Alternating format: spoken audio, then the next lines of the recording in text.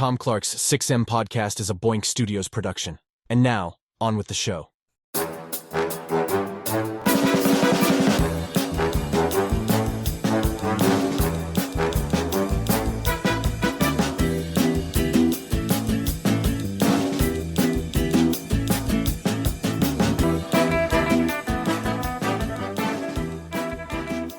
Hey, what is up? Welcome to Tom Clark's 6M podcast. I'm your host, Tom Clark. And in this episode, I'm joined by co-host Christopher Ray Patton. How you doing on your nostalgia out there, kids? We talk about that a lot on the 6M. We talk about it on other podcasts we have. And it comes up a lot because in this day and age, if you're paying attention to anything coming out of Hollywood, then you know, from top to bottom, front to back, nostalgia rules. The days of having an original idea and it becoming a movie and making $1 billion or whatever, that's so far between and so very rare that when you do see something original, you gravitate to it and say, this is the best thing I ever saw. But for the most part, nostalgia rules, stuff that we grew up with, guys our age and maybe younger, maybe even older, like that stuff, the reboots and the reworks and the sequels and the prequels and all that stuff, man, again, nostalgia rules. So we're used to that. But sometimes here on the 6M, we go through nostalgia, like actual nostalgia, and not reboots and not redos and not sequels or prequels or whatever. But we go back to the actual source material. And we're going to get into this here today about why this particular franchise has not been rebooted. So that'll be a discussion, I'm sure, as we go. But today we're talking about the Cannonball Run, not Cannonball Run. The Cannonball Run. I grew up with this film. I love this film. I don't know how it holds up, but if you're looking at the thumbnail, then you know that you are in for a movie watch-along, movie commentary. So you can use the audio version of this show to follow along, or you can put the video up and follow along with that as well. But you guys know how we do here on the 6M. We tackle it. We watch the entire movie. We'll sync it up, all that good stuff. And hopefully you guys will enjoy that here today because, man, I'm looking forward to this. Can't wait to watch it and talk about it. But first, let's do this. The Cannonball Run is a 1981 action comedy film directed by Hal Needham, produced by Hong Kong firm Golden Harvest. If you're an 80s anime kid, you know Golden Harvest. And distributed by 20th Century Fox. Filmed in Panavision, it features an all-star ensemble cast, including... and this is good. This is quality. Burt Reynolds, Dom DeLuise, Roger Moore, Farrah Fawcett, Jackie Chan, Sammy Davis Jr., and Dean Martin. The film is based on the 1979 running of the Cannonball Baker Sea to Shining Sea Memorial Trophy Dash, an actual cross-country outlaw road race beginning in Connecticut and ending in California. This is the sixth highest grossing domestic film of 1981, and it's the first of the trilogy. Part 2 and 3 came in 83 and 89, respectively. Again, as we said, directed by Hal Needham, written by Brock Yates, produced by Albert S. Ruddy, again starring an ensemble cast. June 19th, 1981 is your release date. Running time, 95 minutes. This is the best part. I always look forward to the budget in the box office. The budget for this film is around 16 to 18 million. The box office is $160 million. And that is your lowdown for the Cannonball Run. So, Chris, we have talked about this here and there, like I think on camera and off camera, and on mic and off mic. We're finally doing this here today. And again, I know I got some years on you, but did you grow up in air quotes with this film, or when did you first discover it when you were, I guess, younger? Yeah, so I remember seeing this kind of after Smokey and the Bandit, it being shown to me, as you tell other people that you're a big fan of Smokey and the Bandit, or as they find out you're a big fan of Smokey and the Bandit, this is the next movie, depending on what order you saw them in as a kid growing up. But yeah, it's one that I owned on DVD. We talked about doing it for a long time. I somehow can't find that DVD anywhere. This and the sequel is like a package deal. But this movie hasn't came on streaming in many, many years and has been kind of hard to track down. So it's fun that we're finally getting to do it. And when you were talking about that budget, it's hilarious because Burt Reynolds originally didn't want to do this movie at all. They offered him $5 million to do so. So of that $16 million, $5 million of it went straight to Burt Reynolds. Isn't that something? But he was the biggest star on the planet at one time, man. Like Burt Reynolds was, Hollywood royalty during a time when that era was kind of fading out. The Burt Reynolds era and the guys his age, that was maybe the last gasp of Hollywood royalty, maybe, you think? Yeah, to some extent, right? We kind of got more of that you're talking about like the 80s and the late 80s and the 90s, but it's in a different format. You get your big action stars, your Sylvester Stallones, your Arnold Schwarzeneggers. They were making lots of money for what they do. Now you got your Rock, Dwayne "The Rock" Johnson kind of filling that role. It's just a way different look, right? Like a Burt Reynolds is a action-packed movie star versus, let's say, a Arnold Schwarzenegger or Sylvester Stallone type. But yeah, I think that there's something to be said about that. This movie made him the highest paid actor in Hollywood at the time of its release, which is kind of crazy. It is. Yeah, and it's funny how things work because at the time as we're recording this, Lonnie Anderson passed away yesterday, actually. So it's weird that we're getting to this today. But yeah, I've been looking forward to doing this one. I'm right there with you. And kids, if you decided to follow along with us in real time, you may have found a copy, maybe you had a copy, or maybe you found a website. Chris and I found a website, and I won't promote that website just on the off chance that maybe we shouldn't be promoting that website. But I'll let you Google it and watch it yourself. Yeah, man, I grew up with these movies. I have fond memories of watching the trilogy and Dom DeLuise. The days of, Dom and Bert are unfortunately gone, and Dom with Captain Chaos and all that stuff. And freaking wonderful, man. Like, just great. As a kid, I wanted to emulate that so much because I was already a comic book nerd. So these movies just kind of fed into that for me too. I'll be honest with you. I don't know that I knew that this was based on an actual race. Did you know that going in? I did. I think I found out about it later in life, but yeah, for sure. Now going back into watching it, I'm well aware. There's actually someone that set an insane record during COVID at like 25 hours and 12 minutes or something like that. I'll try to get the exact time. Previous record holder Ed Bullion has a very famous YouTube called VinWiki, where he brings people on to tell their stories about cars. And that the guy who ended up breaking his record from the Red Ball Garage in New York City to the Portofino, Redondo Beach. Yeah. The guy that ended up breaking his record has been on there talking about it. He broke it in like an Audi, and his average speed was 112 miles an hour across country. Wow. But there's a lot of discussion on whether his record should actually count because he kind of did it at the perfect time to do it, which was during quarantine. So there was pretty much no cars or traffic on the road. Another crazy fact about this is, as many people have attempted it over the years, there's not been any accidents related to the Cannonball Run. That's shocking.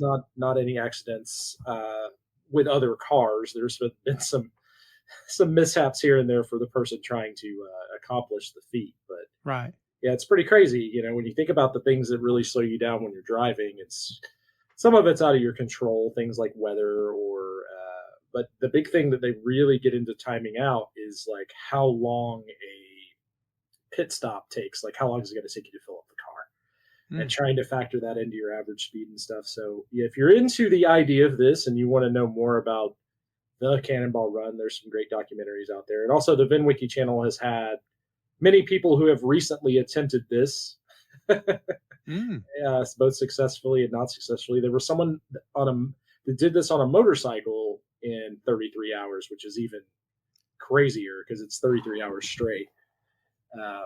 But yeah, it's really, really cool. It's kind of crazy that people even attempt it, honestly. And usually it's done in teams. You'll have a little team with you, two drivers. But there's been people who have done it. There's solo runs, solo timed runs. You can find all this stuff on the internet if you're interested in the records and what cars they drove, etc. But yeah, it's real neat. That's crazy, man. Like the history of it's wild because Yates, as we mentioned, who wrote this, was the guy that first made the run in 71, beginning in 71. So did his son, Brock Yates Jr., Steve Smith, and a friend, Jim Williams. Began on May 3rd, 71, in a 71 Dodge Custom Sportsman van called the Moon Trash 2. And then it was made 4 more times on November 15th, 71, November 13th of the next year, April 23rd of 75, and April 1st of 79. That's crazy. Yeah. Yeah, and I mean, this spun off other versions of this as well, like the U.S.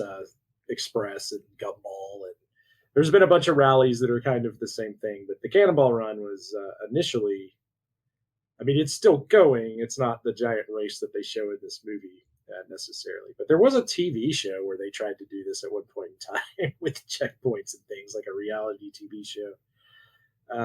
But yeah, when you're talking about movies, you don't necessarily have to think about being remade. I think this is one, yeah, for sure, one of them. The cannonballing in general is very frowned upon. The amount of tech people put in their cars just to avoid police is enough to possibly get you into some real trouble. Well, I wanted to ask you this. I'm going to ask you this twice. Once before we watch it, once after we're done. But should the Cannonball Run be rebooted? Do you think it would work today? What do you think initially? It's such a star-studded cast. Would you even be able to get a cast that could work as well as the cast does in this film? I mean, it's kind of like because Death Race is kind of like that, where it has a pretty big star-studded cast, and they tried to remake that, and to some extent successfully, but it's not, that movie is not the Cannonball Run.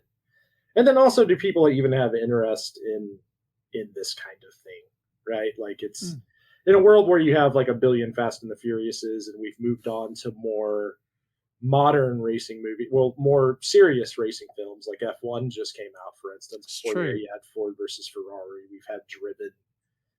Are people looking for something kind of campy and goofy like this as far as a car movie goes? I don't know. I don't know the answer to that.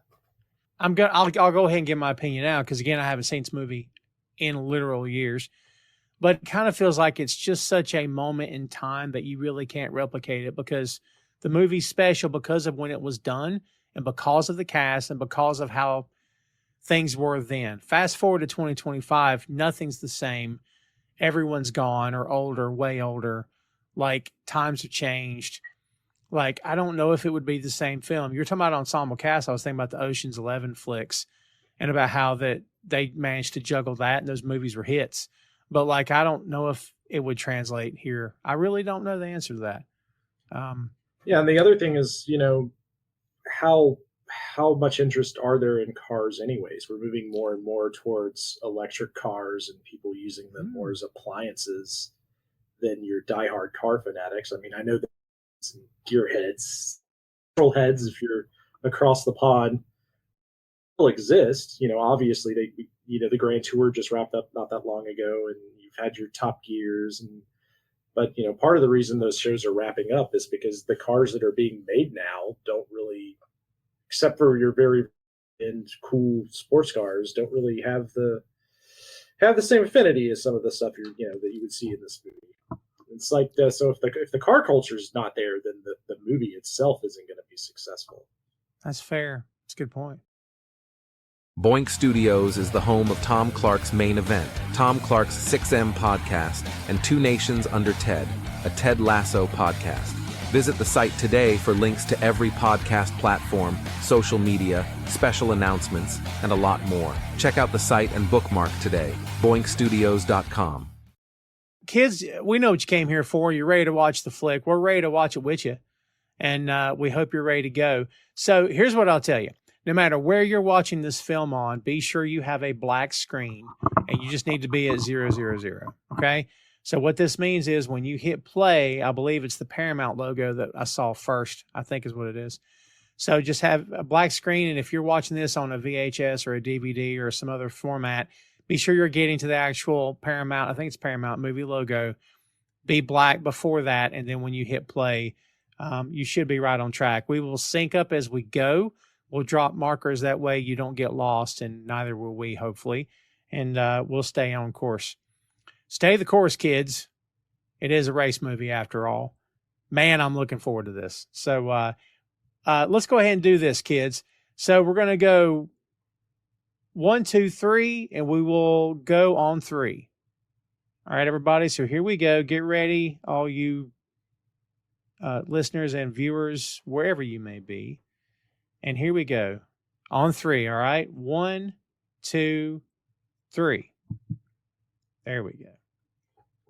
20th Century Fox. Totally screwed up. If you see a Paramount logo, you might have the wrong movie in. 20th Century Fox. My apologies. Oh, the animation. I forgot about the animation. Yeah, the little car animation over the 20th Century Fox logo. I forgot this. Dude, as a kid, I saw this movie like 1,000 times if I saw it once. Yeah, I'm pretty sure this is one of the ones that I had a dub of on VHS or something that just got worn into the ground, with a couple of other movies on it recorded at the low quality VHS setting. There's the classic Lamborghini Countach. That car has been preserved. That's the car you see behind us here on the screen, folks. That thing has been preserved, so it still exists and it's been taken care of as we speak. Countach with the ugliest front spoiler ever on the front of it. Right? I hate the front spoiler on this thing. Who's singing this? It's a little hokey. I don't know who's singing this. Ba, ba, ba, ba, ba, ba. I know Mel Tillis is in this movie. I do remember that. I'm just a Coca-Cola cowboy. This is classic right here. Classic spray paint the 55 out. Gotta drive 55. It's saying. Whoever's doing this song is a step down from Jerry Reed. I will say that. I totally agree with you. I may have had a massive crush on the ladies in the Countach, if I'm being real. I think a lot of young men did. Massive, huge. Yeah, that Adrian Barbeau is in the car. Former Pittsburgh Steeler himself, Terry Bradshaw is in the film. That was Tara Buckman that we just saw with the can of spray paint. Yeah. I like the backup singers. Cannonball. I like that. Yeah. Bianca Jagger's in this. Look at that. Look at that cop car, dude. You ain't getting away from that. I promise you. I don't know. If you're in a Countach, you got a pretty good shot at outrunning this. Look how fast that cop's going, though, dude. That's not bad. Pull over. Yeah, that'll work. Oh, Lord. I feel like that Lamborghini's got a spoiler on the front to clear out cows or something. You know what I mean? Like when they put the thing on the front of the train to clear things off the tracks, you know? Oh, yeah, like the giant push guard or whatever. Yeah. This is Ray Stevens. The song was written by Chuck Mangione, rest in peace. He just passed away recently. I did not know that. As of today, the new King of the Hill's out, so it's like a full circle. I actually watched that first episode before we jumped on. How is it? It's pretty good. Is it? Yeah, I watched it earlier today. It's interesting. My wife actually lived on an Aramco base, so there's a lot of tie-in. She's been like saying, "Oh yeah, that's really funny that they did that," and pointing out like how the houses look and things like that. So it's interesting. We reviewed the trailer on Tom Clark Reviews, kids. Shameless plug on the YouTube. So go check that out. Oh, look, I forgot the Countach gets behind the cop car. That's a nice little how do you do? And then blows by him. Hal Needham, who was just a stunt coordinator and directed Smokey and the Bandit. And the rest is history. Which is in the archives, kids, as Tom would say. Thank you. Well done. The great Dom DeLuise, kids.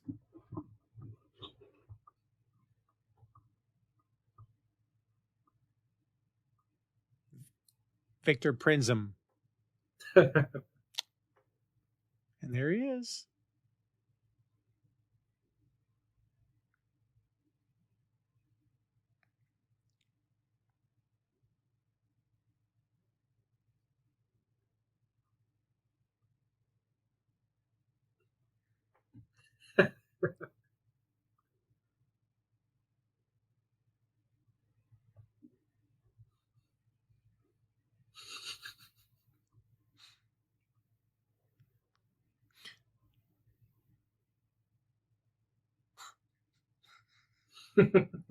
How did they make it through one take together? How? I don't know. Hamsters are a big responsibility.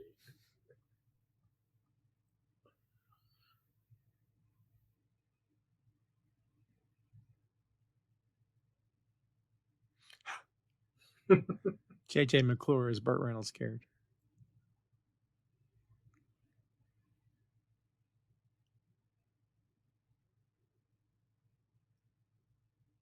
Oh!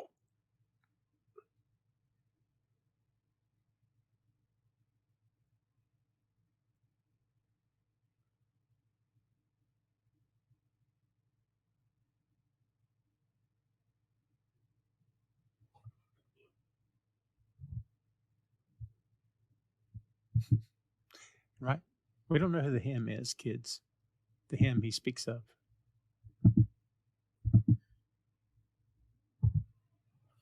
Sammy Davis Jr.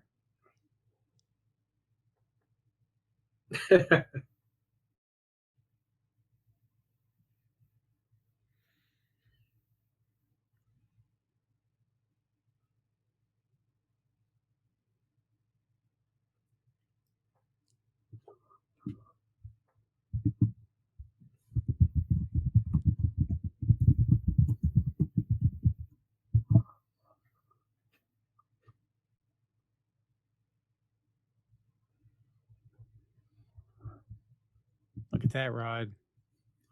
It's kind of funny to think about people betting on a car race that's clearly illegal and trying to somehow determine odds on said car race. Right? Is that a Porsche he's driving, by the way? It does look like a Porsche that had some kind of body kit on it. Yeah. Uh-oh. Just the way he did Captain Chaos.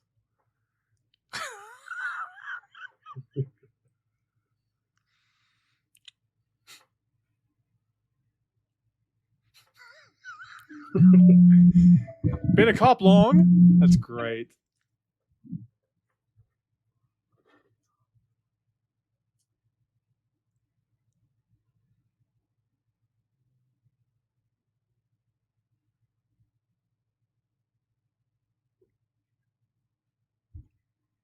I like how Dean Martin had to have a presentation when he turned around. You know what I mean?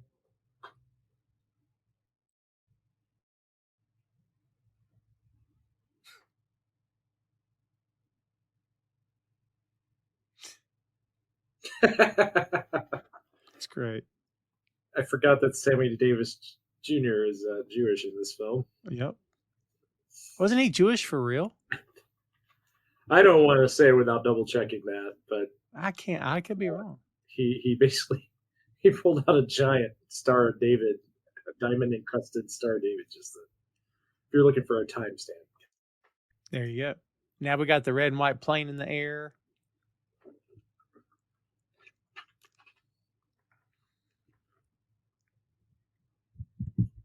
I may have seen a runway behind the plane just now. Just a very brief glimpse of a runway behind the plane. Movie magic, kids. Movie magic. And drinking while flying. Is that against the law, you think? Drinking and flying? One would think. How do you enforce it, though? That's a great question. I'm going to need you to pull over. Sammy Davis Jr. converted to Judaism in 1954 after a serious car accident that nearly killed him and cost him his left eye. Wow. So the more you know. Sounds like the Al Green story. Yeah, kind of. For sure. With the pot of grits. You know what I mean? Whew. Landing a plane in the middle of town. That'll work out well.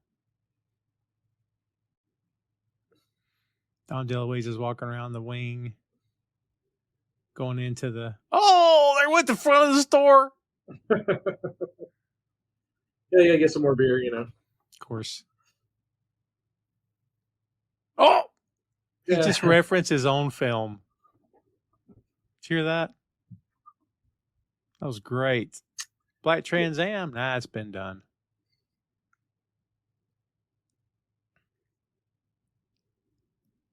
God, Burt Reynolds is an absolute legend, man. I love doing Burt Reynolds films.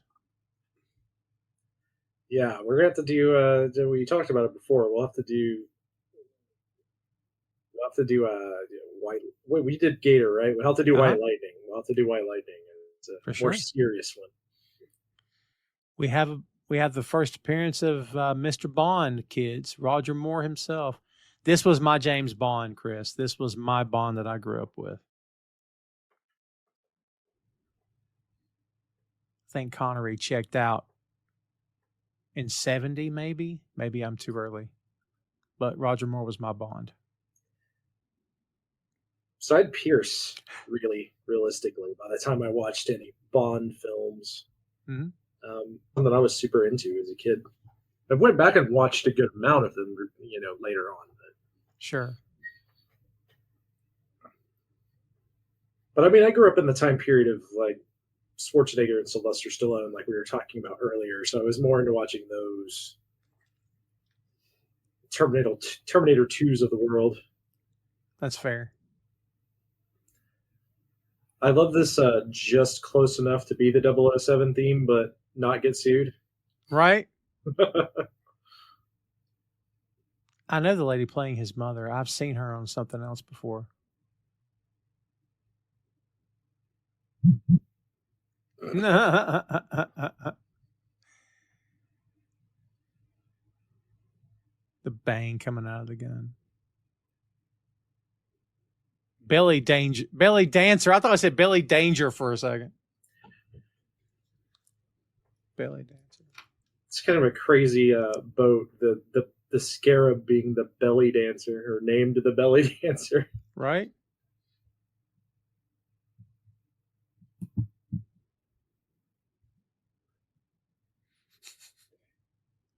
Oh! First look at an ambulance. It won't be the last.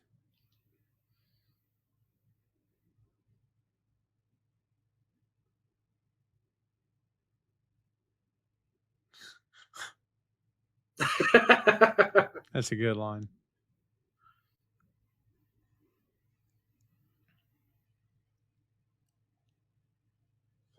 But him. Isn't that Hal Needham? Or no? I am not sure. It's a good question. Yep, he is. That's ambulance EMT Hal Needham. I think he showed up in the Bandit movie as well. Burt and that laugh. Man, I think Burt's laugh was maybe as iconic as Eddie Murphy's laugh back in the day. They have seemingly determined what they're going to be using for their cannonball car after using a plane and a Porsche and a boat. Things that have nothing to do with cars for the most part. Look at a hatchback, man.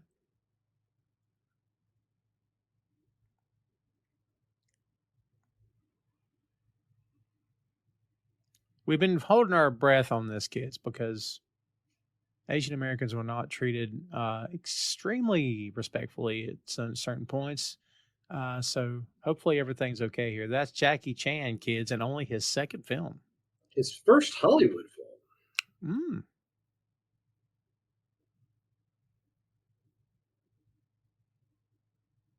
Has he exceeded 100 films? Because he made a lot of stuff. Oh, that's a good question. In Japan, right? So I'm still wanting to get us a copy of that new panda movie where you got to try to take care of a baby panda from getting kidnapped. Oh, Lord. Look at that. Look at all these switches and stuff in that little hatchback.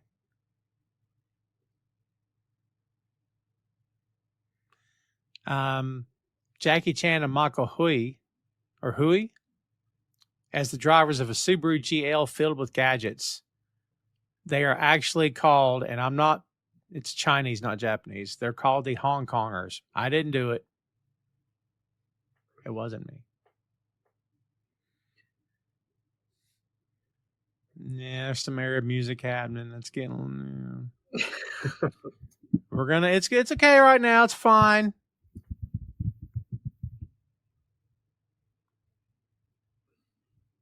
He's hit 3 camels so far. Yeah, that made me laugh. Couldn't help it.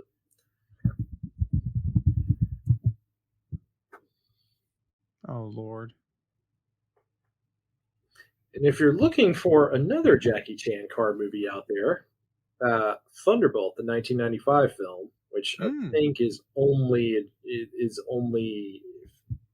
I'm not mistaken, it's going to be filmed in Cantonese. Not sure if there's an English dub of that. You definitely can watch it subtitles though. It's a great film. It's a martial arts street racing movie. Oh. This is the great Jamie Farr, kids. If you've never seen MASH or didn't grow up with it, didn't know what it was. He is hilarious. The character is a little problematic. Yeah. Through the 2025 lens of things, you can see that being a problem. It's a little rough. A little rough. But...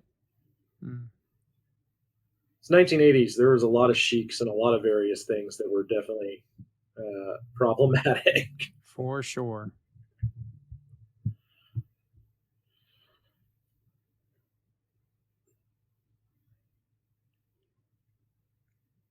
And I know this, that's Burt Convey as wealthy but bored executive Bradford Compton, who planned to run the Cannonball by motorcycle. Which is crazy. It has been done in real life. Isn't that wild? It's crazy.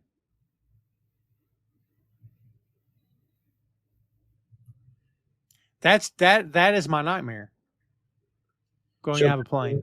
Going out of a plane. Okay. Not purposefully riding a motorcycle out of a plane to parachute to the ground. No, it's nightmare.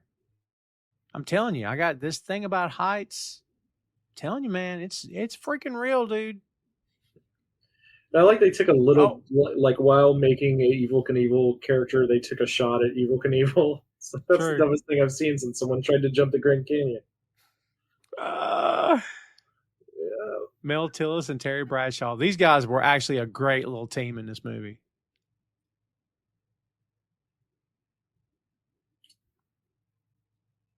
And Mel, telling you, Mel made a whole career of his stutter. And like, you know, I can't speak for the late great Mel Tillis, but I wonder if he ever got offended but that's how he made his career. Do you know what I mean?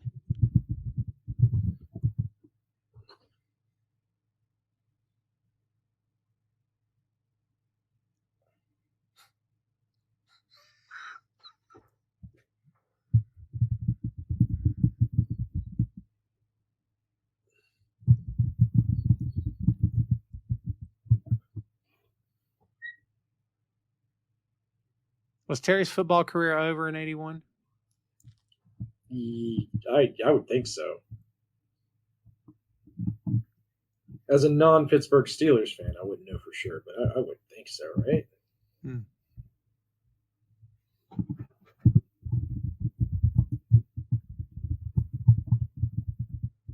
There's Farrah Fawcett, kids. Can't recognize her if you know her. She's a little under wraps here. Well, I'm just saying, and the shirt. So yeah, Terry Bradshaw officially retired in 1983. So yeah, he was still an active player.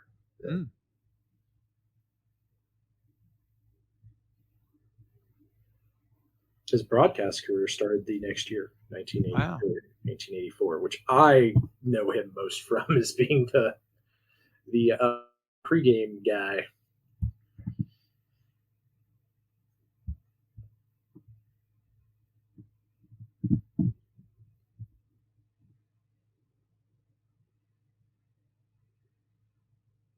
This guy's been in everything too back in the day. He's one of those actors that was in everything that was made, dude.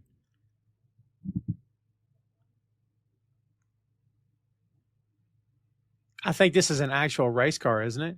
Or at least it is a copy. It's like a stock car. It's like a NASCAR stock car from the time period. It's what they're going for. It even has the little NASCAR logo on the window. It does, doesn't it? Yeah. This guy was in Blazing Saddles, kids. He was one of the townsfolks at Rock Ridge.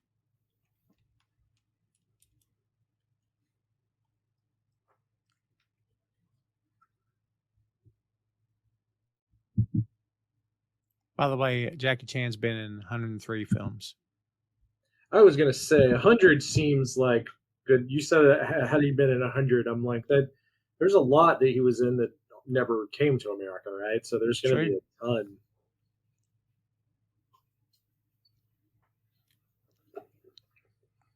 I mean, they made 3 Rush Hours and 3 Shanghai Nights. That's 6 movies right there. Right, just 6. Yeah. Oh.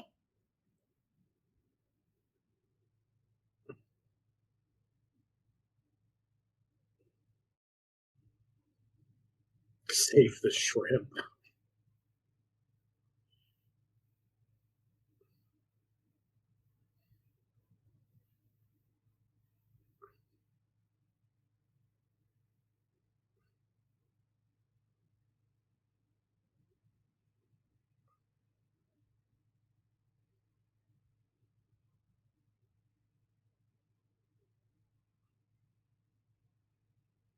By the way, that was Bianca Jagger's Jamie Farr's sister earlier.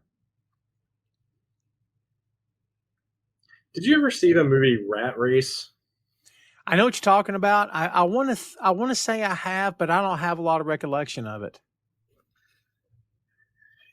But it was similar, right? Yeah, it's a similar idea. It's a bunch of basically you can try to get there however you want in that movie, but they're trying to get from a place in Las Vegas to somewhere else. Essentially, it's a similar idea, but there's all these millionaires taking bets on it. But that's like the only time in this movie I can think of that's been like, obviously the sequel, but in recent memory, and that was what 24 years ago at this point.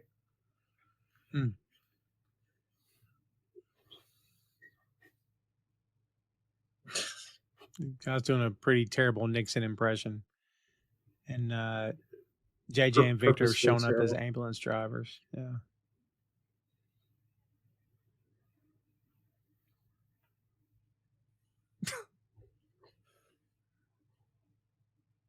He's been in stuff too, this guy. I like the truck has the flaming bird from the Trans Am on the front of it. Right?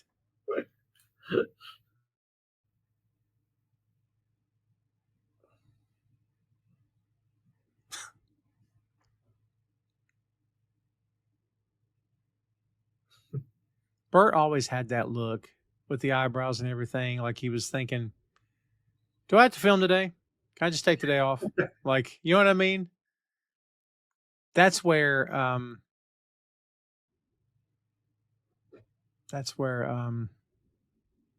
can't remember his name.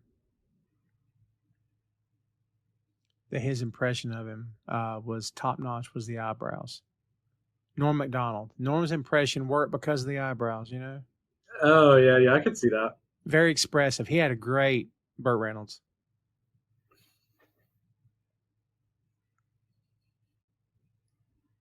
See people in the background who have nothing to do with filming this movie. What's going on here? Very confused by this Bentley. Just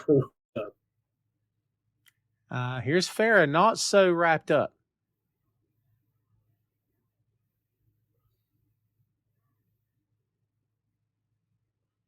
You know the infamous Farrah poster? I had that poster. I did. I'm trying to picture the poster in my head. Gotta remember, I was born in '88, so Stop it. You don't need to do that. Why you gotta do that? She's got a red swimsuit on, her arms up, and she's got this great smile on her face. Okay, yeah. Iconic.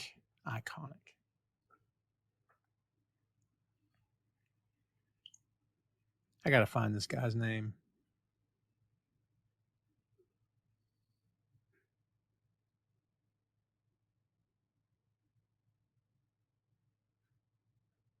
George Firth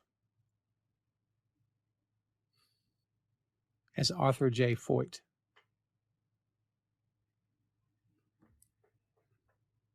I like Tom DeLuise is drinking like this strawberry daiquiri. Yes.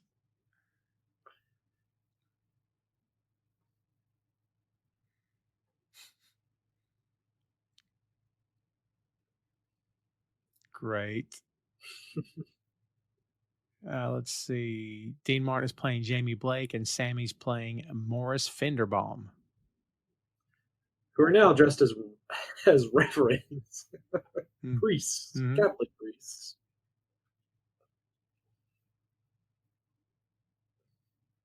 And the Ferrari they drive in a bit is the same car from Magnum PI. Not same car, but same as the model in Magnum PI.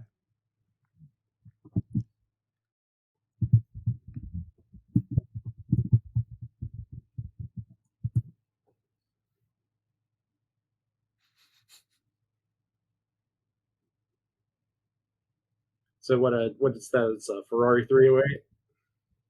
Hmm? The Magnum PI Ferrari. It's a 308, right? 308 GT. 308 GTS, yes.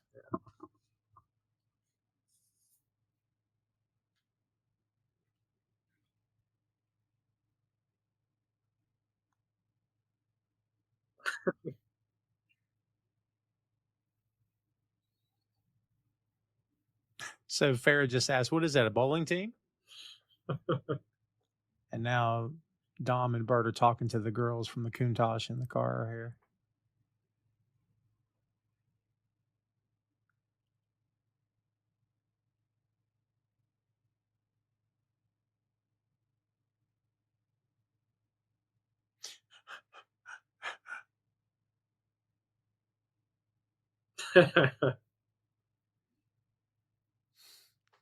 That was good.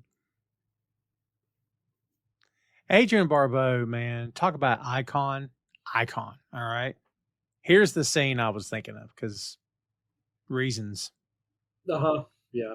It's just reasons. That's all. It's way up firm and high, maybe. I mean, this was in the trailer.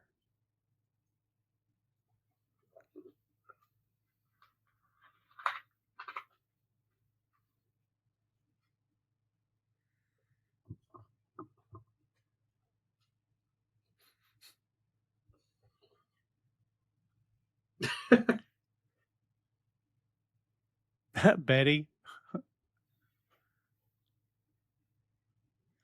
Just don't make them like this anymore. Maybe it's just because I'm of a certain age or whatever, but like I watch a movie like this, I'm like, this is just don't, yeah, I don't know. Maybe it's just because I'm older, but like, this is not, you just can't repeat this. You can't repeat this. You can Well, remake the film, but you'll never capture this, man, you know? We talked a little bit about that last time. What was the last thing that we did? I'm trying to remember. Fast Times. Fast Times. We talked a little bit about that with Fast Times. It's also everything. Comedy films. You're not really getting as many comedy films in general, and it seems like everything has to be tied to an IP now, like an existing IP, which doesn't help. It's true.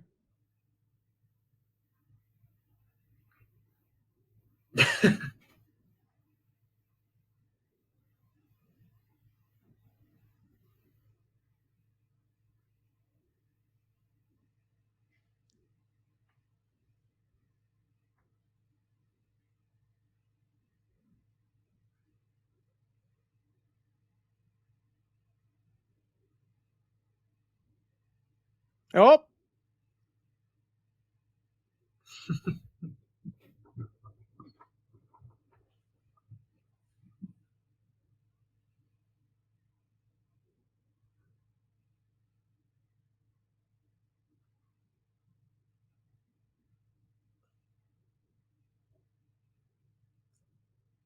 She like, never gets through this story. She can't remember.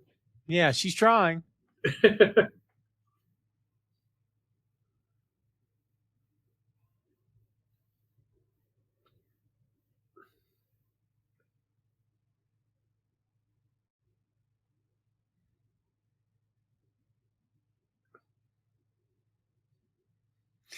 Who?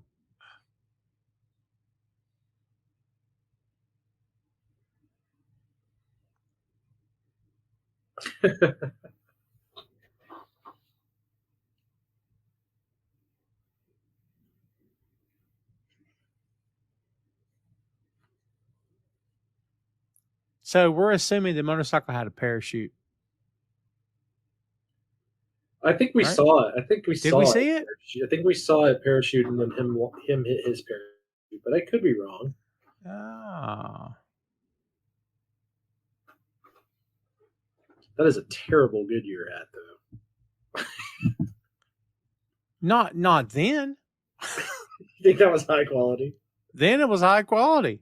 I don't know, man.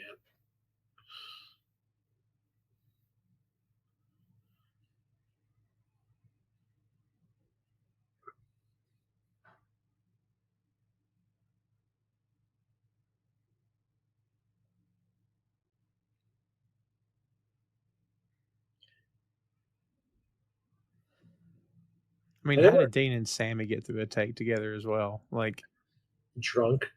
drunk. That's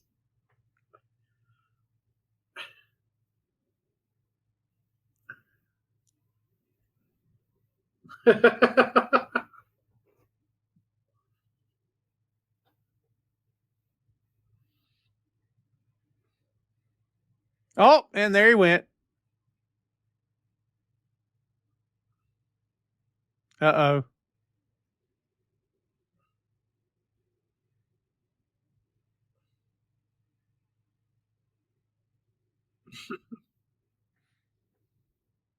so the Arthur's character in this film. What is he a politician?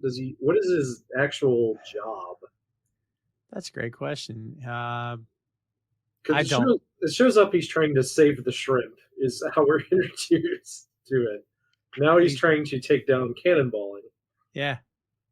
He's the antagonist. That's all we know.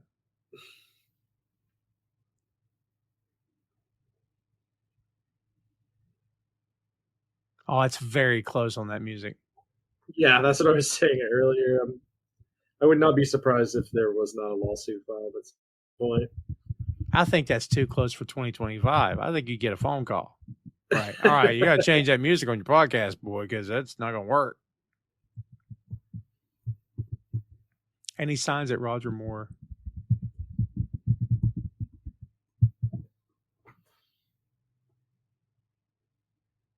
It'd be cool to have one of these Cannonball shirts. I know they have been remade since, so they are possible to have. But this the original logo? It's not just for the film, right?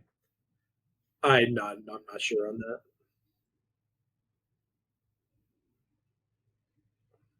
It wouldn't be an early 80s film without a sudden song that has nothing to do with the film and it's slower like a ballad.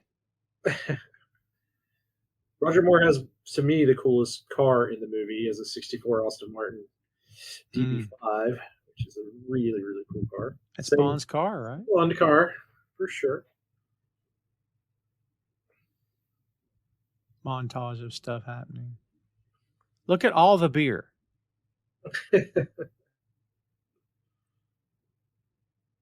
Drinking and driving was frowned upon.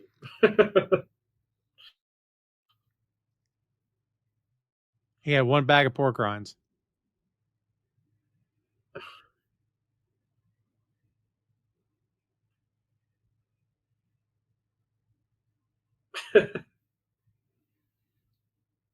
For some reason, that just reminded me of Dumb and Dumber when he goes into the gas station and comes out with all the beef jerky. The two guys who he says, "How's it going? Big gulps, huh? All right. Well, see you later." Yeah. So those two guys were not part of the crew. They were not actors. They were outside that convenience store. And when Jim came out, he saw them and just ad-libbed the whole thing, and they kept it in the movie. That's pretty great. Isn't that awesome?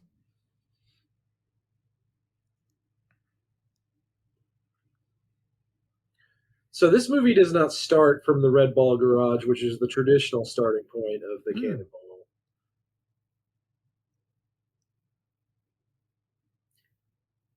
There's also a southern route for the Cannonball, going from Florida to California. It's time different, but a lot of people have done that over the years as well. And that is Brock Yates, kids.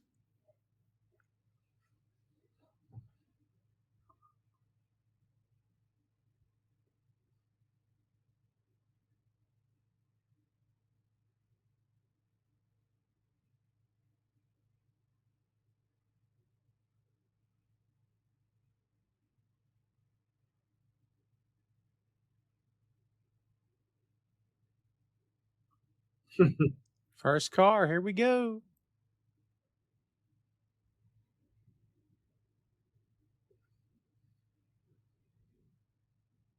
That's right. Timestamp like you're punching a time clock.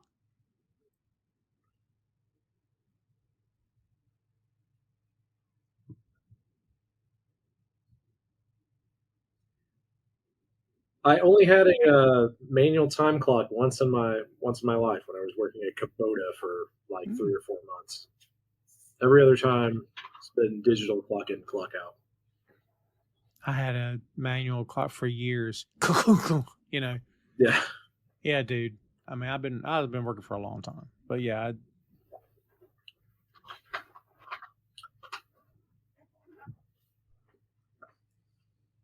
It was kind of crazy. They still had one in Kubota. It was still tied into their computer system, but they also had physical cards.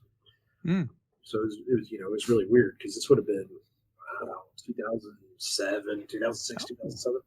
Wow. Shall I give you the name of Jamie Farr's character? Sure.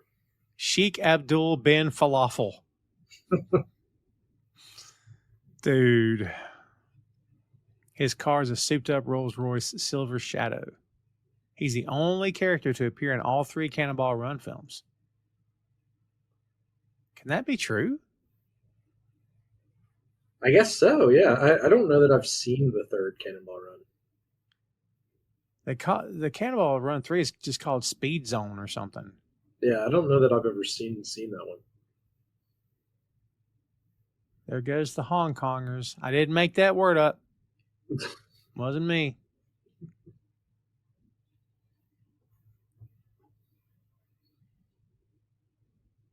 There they are getting plate numbers of these cars. We'll show them.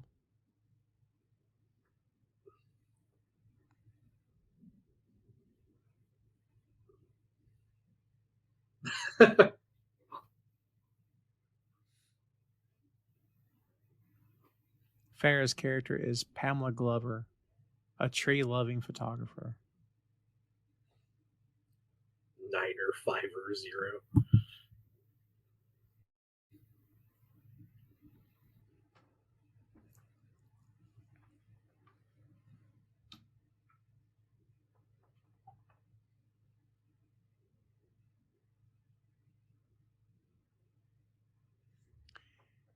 You know what I like? Because there was 2 different females in part 2. This was not the same actress in part 2, because Catherine Bach, who was Daisy Duke on Dukes of Hazzard, I think she was in part 2 as one of the girls. But what I like about the female duo is they are not damsels in distress. They're sexy, No, but right? They're sexy, but that's not the reason they're here. Like they're tough. They want to win. Like I like that. Like for 1981, you kind of think it would be a lot of, you know what I mean? But it's not really that at all. Like they painted the NASCAR stock car, I should say, just primer gray. I don't know if you noticed that. We did earlier. It's funny. Let's see the guys that we just saw.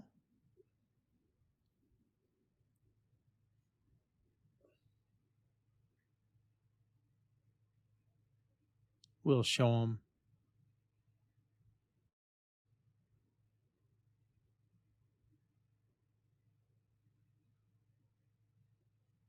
Why advertise?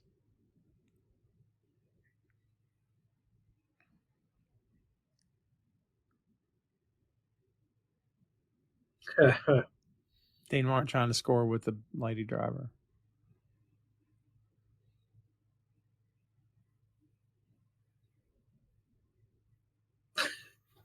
Good Lord. A liberal wing way out on the other side of the church.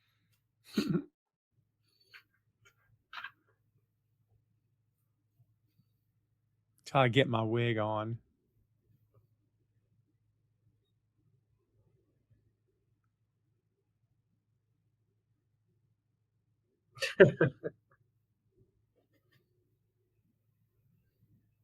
These guys are 3 sheets to the wind. Who's going to drive this car?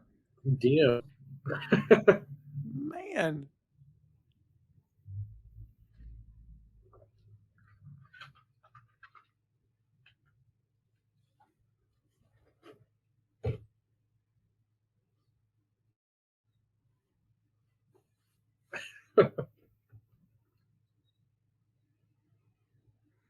So the tow truck drivers was Ricky Avils maybe, and Alfie Wise as Mad Dog and Batman. That's their characters' names. Mad Dog and Batman. Yeah. You know, it has been a while since I've seen this. So it's a lot. Some of this stuff is coming back to me. Some of these stuff is not. Yeah. We had a car show down here several years ago, and a guy had a red Countach, and he let my kid sit in the driver's seat. I was like, soak it up, son. It's maybe the closest you ever get to a car like this. Woo! They have skyrocketed in value in recent years.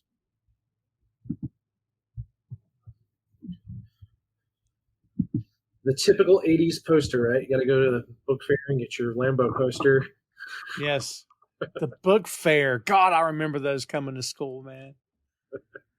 All the time. My mom be counting out change to get me so I could get myself some books. Got to get your Ferrari F40 or F50 poster and whatever Goosebumps book when I was a kid. Whatever the new Goosebumps was. Yeah, for me, it was Encyclopedia Brown. That was what I read all the time.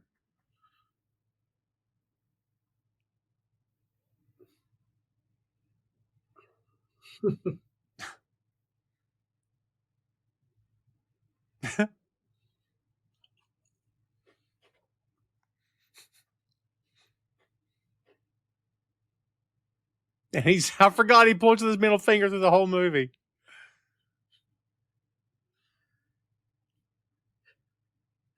I just love Burt Reynolds' face when he says he's a doctor of proctology. Yeah. This is Jack Elam as Dr. Nicholas Van Helsing. The same name of the vampire hunter.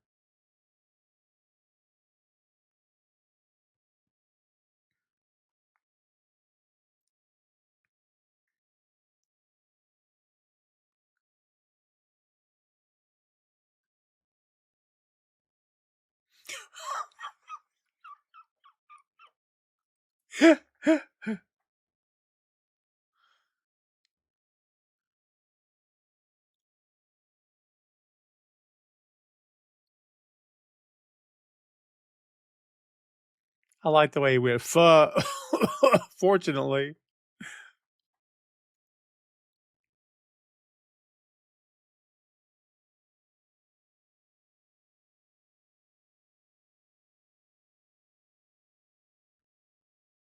What's the gate here?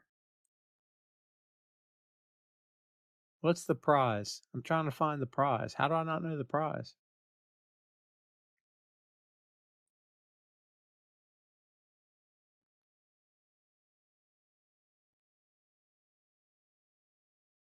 Ah, there we go. Yeah, sorry. We got some bad weather here, so.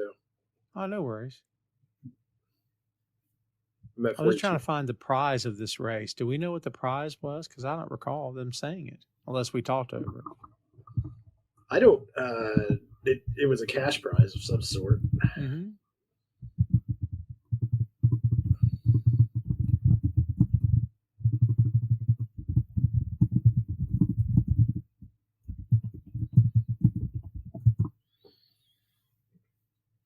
Looking it up right now. They were competing for $25 million. Oh, well, that's pretty good. That's a lot of money in 1981. Yeah. Well, it's 20 money. It's $20 million more than they paid Burt Reynolds to make this movie. There you go. What timestamp do you have?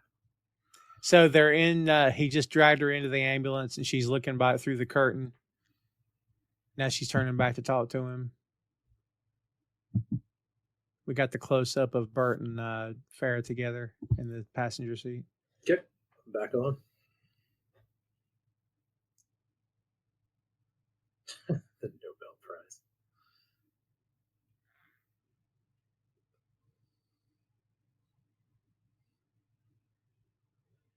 You know what I love? When you see people driving in movies, the wheel is moving the entire time. As a kid, I thought that's how you drove. I didn't know. That might actually be accurate for this trans medevac van with a no power steering, maybe. stock Have you driven a engine car in with it. no power steering, by the I way? have. It's I've the actually worst. owned multiple cars with no power steering over the years. It's the worst. For one reason or another, whether they originally had power steering or not. Or not. Yeah. Once you get going, you're okay, but from a dead stop, it's the worst. Like, ooh, especially if you're turning hard from a dead stop.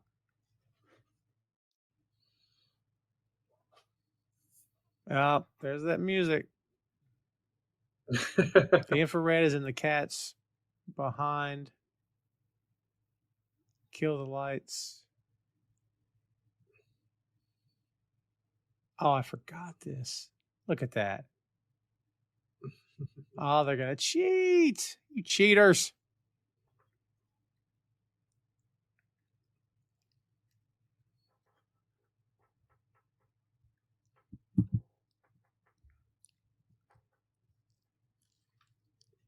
I mean, is it cheating? It doesn't seem like there's any rules to this thing other than you have to do it in a car.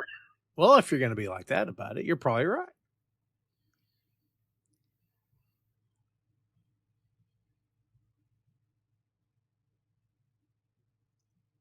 $160 miles an hour. Uh-oh. Suddenly their tops got zipped down. Yeah, I noticed that.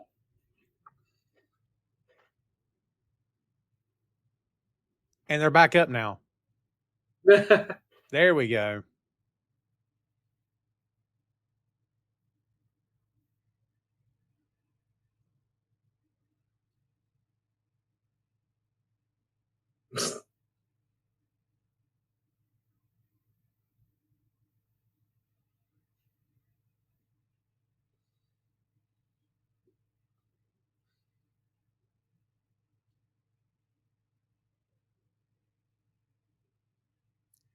And for our female viewers and listeners, we apologize. As men, we try to be more respectful. I haven't Yes. said anything. Yeah. Hey, I'm going to be honest. It's a thing. I ladies know already. And while a lot of men suck, a lot of us don't, and we're not trying to be disrespectful. I'll just leave it at that.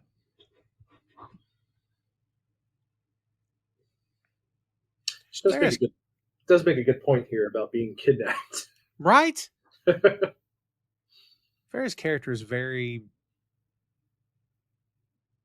I feel like, underdeveloped, but at the same time, it's a wacky comedy about a car race. She loves trees, so that's all we know about the That's character. all we know. Jack Elam makes this movie. Look at him. He's great.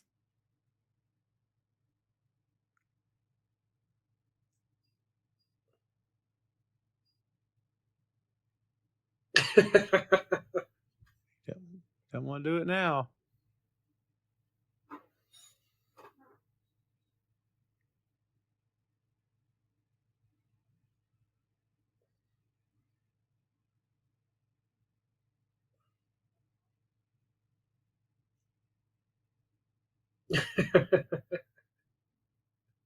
The doctor's facial expression is great. Ambulance is not a bad cover for a race, because if the sirens are going, people are going to move out of your way. It's pretty good.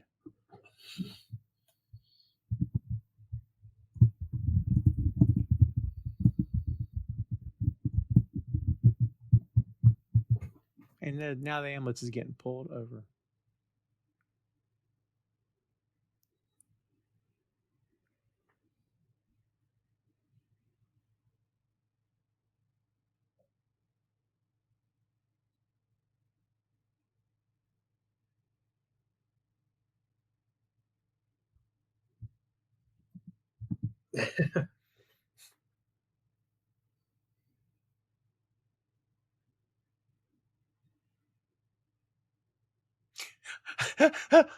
Why didn't we fly her?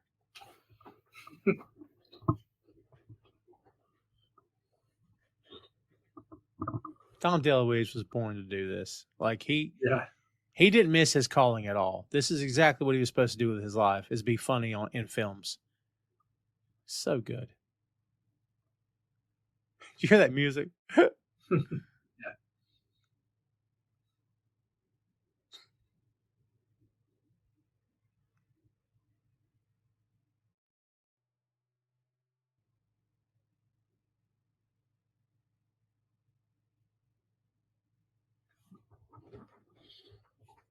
It's a really good excuse of why she can't be flown, by the way. Right?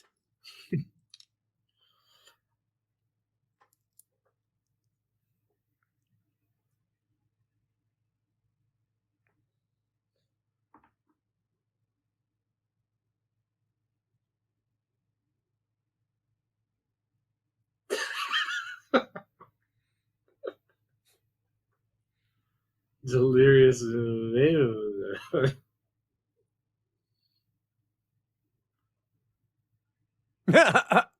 We're very close.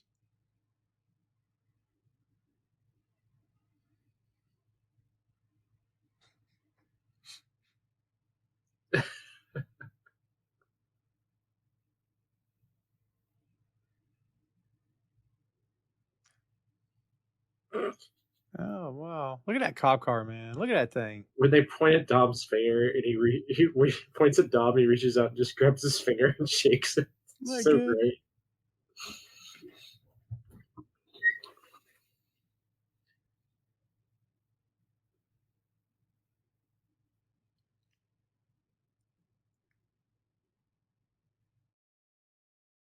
great. And he just passed out.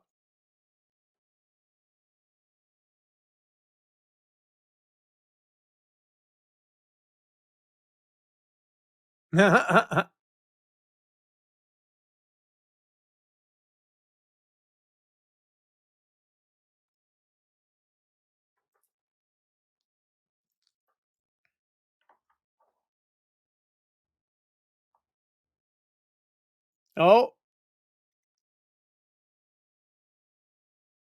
I love how he didn't bother looking to see what just hit the phone booth.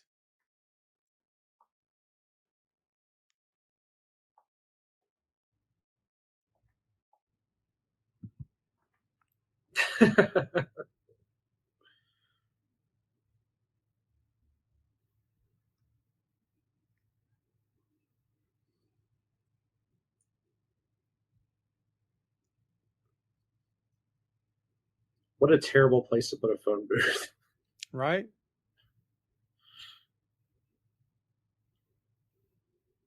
This guy did everything. He was in Bush and he was in Bush Cassidy and Sundance Kid. Oh wow. And in Blazing Saddles, he was Van Johnson. Remember how everybody in the town was named Johnson? Yeah. Van Johnson is right about Howard Johnson being right.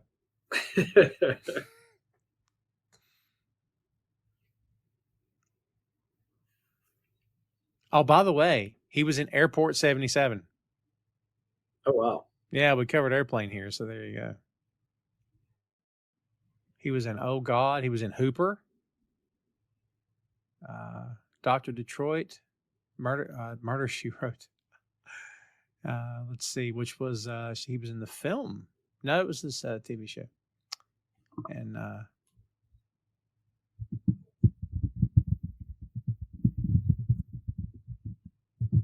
I'm just curious on who all returned for Cannonball Run 2. I know that Burt and Dom, Jackie Chan did. Sammy Davis Jr. did as well. Dean. Frank Sinatra was in the. he was. I forgot sequel. about that. Was Burt even in part 3? Part 3, let's look it up because I am not sure, but I was looking at part 2 because I was trying to remember if the whole cast returned. No, but you get John Candy in part 3. Speed Zone. Speed Zone. Which is just a completely different. You get Brooke Shields in that film. Eugene Levy. Pierre Boyle. Wow. Jamie Farr is in all of them, like you said. He sure is. Crazy.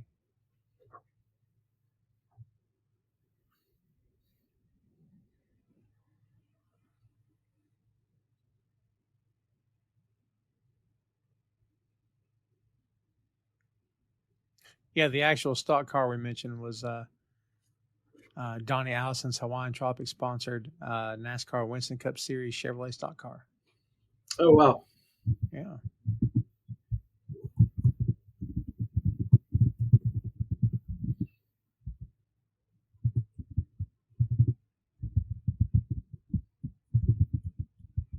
So the Ferraris, Sammy's trying to get them to pull over, kids. He said, "We want to bless you."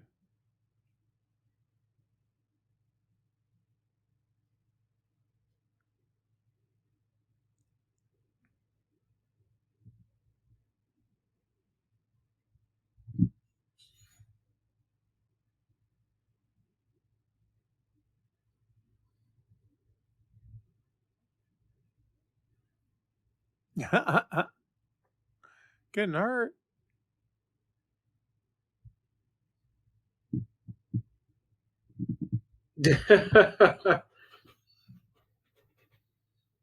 Jeez.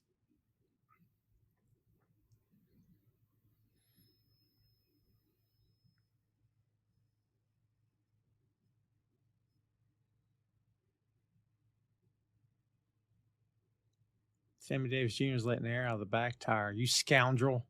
You cheat.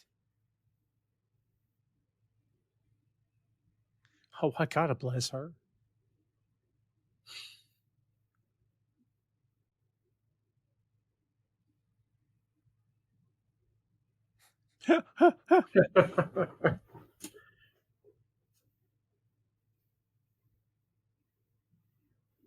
We specialize in blessings and Buddhists.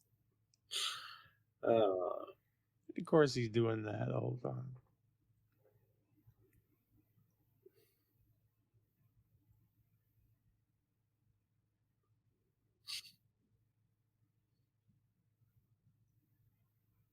Oh, uh-oh.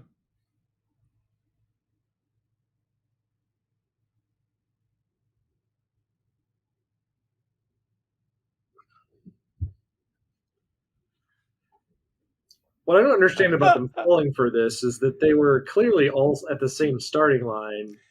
Right? At the beginning of the... Not to nitpick here, but...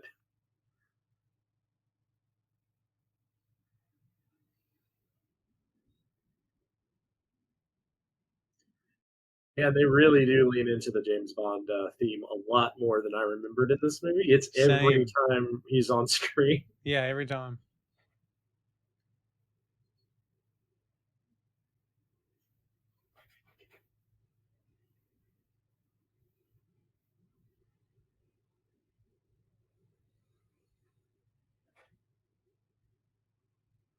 CBs. We talked about CB culture during the Bandit episode. I was heavy into CB culture as a kid because it's all we had. It's not like we were walking around with cell phones. So, like, CBs were the coolest thing I'd ever seen in my life. For real. My dad was in a CB club when I was but a wee baby. And, yeah, he was all about it, too. Convoy fan. Yeah, big time. I grew up watching the Rubber Duck, man.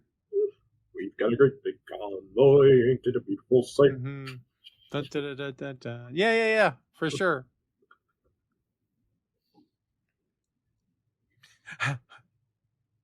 In the lead up to the new King of the Hill coming out, I've been rewatching some of the old episodes, not all of them. I kind of skipped around a little bit, but there's that really great trucking Christmas episode.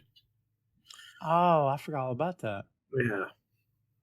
They get stuck on top of a mountain, and Boomhauer has to try to direct Hank how to get down the mountain, and only the way Boomhauer can. I remember an episode where the three of them were retelling a story that happened in their own words. And when Boomhauer spoke, it was just like this. I said, "Hey, guys, we have, because to Boomhauer, that's how he sounded."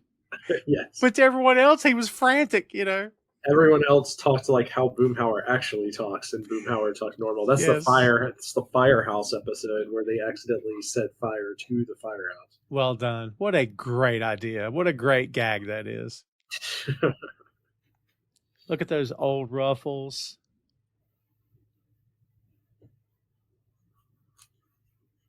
A big gulp, Dr. Pepper for me. Oh!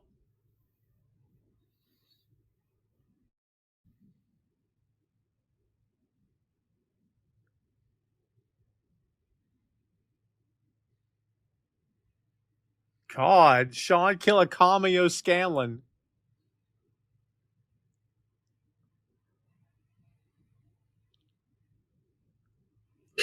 Killicami O'Scanlan. So now the little Chinese hatchback the car is turning left with the Hong Kongers.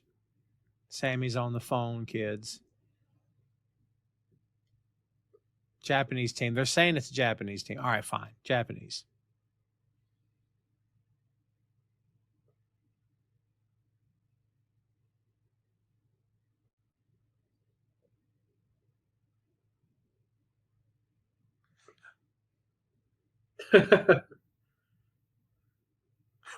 That's sick.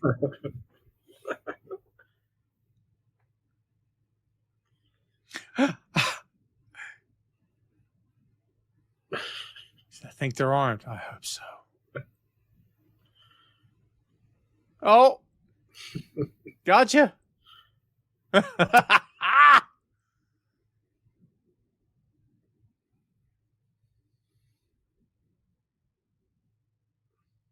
Cop's ready to throw down. Look at that.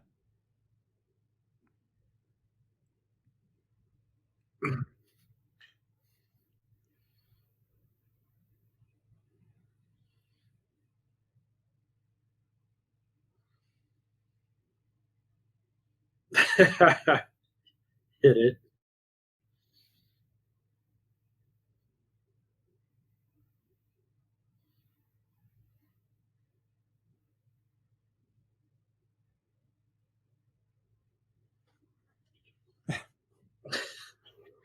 Why'd he call me Shorty?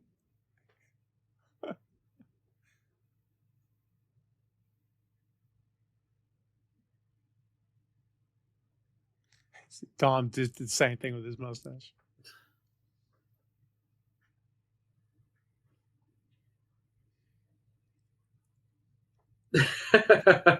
I just hit that. I was a couple seconds behind you. That's pretty funny.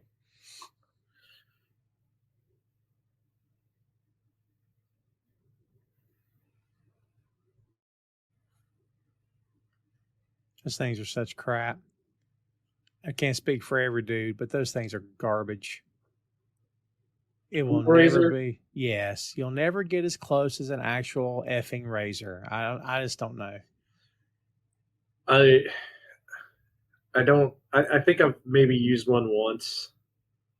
You know, it's one of those things where you get like the all-in-one trimmer, and you're like, "This thing's terrible. Why am I Yeah, bothering with this?" yeah, dude. I for the longest time because I kept a beard forever. So for the longest time, I would just do the neck with the electric, and I'm like, ugh, it just always felt, and I'm like, I can't keep doing this. You would think that they would have gotten better over the years. That's the other thing, and it doesn't seem like they have from the ones I've used. Yeah. I think it just depends on the kind of facial hair you have, right? Like more than anything.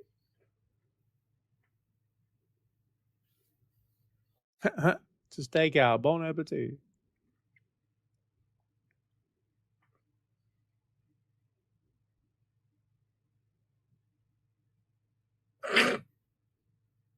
It's a stakeout. Bon appetit. It's good.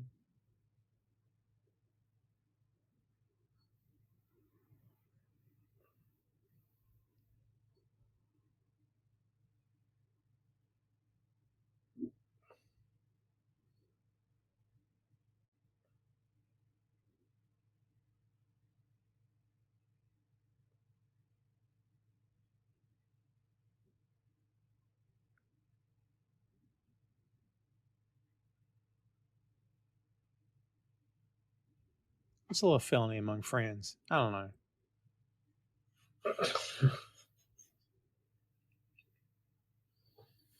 Federal offense.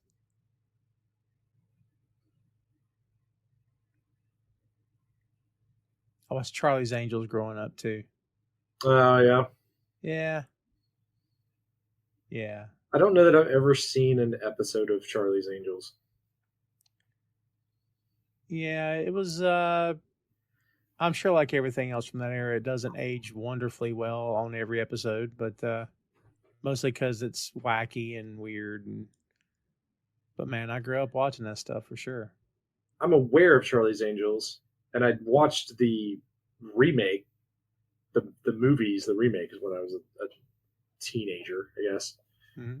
But I don't think I've ever sat down and watched an actual episode of Charlie Angels. I don't even remember seeing it in syndication when I was a kid. I watched a lot of Wow. stuff in reruns, but I don't remember ever watching an episode of Charlie's Angels. Crazy. It was on air for a while, I think. Maybe 10 years sounds long. I don't know if it was 10 years.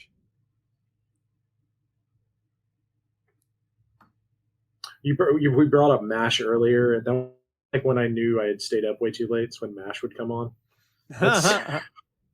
MASH would usually come on at like, I don't know, like 2 or 3 in the morning on TBS.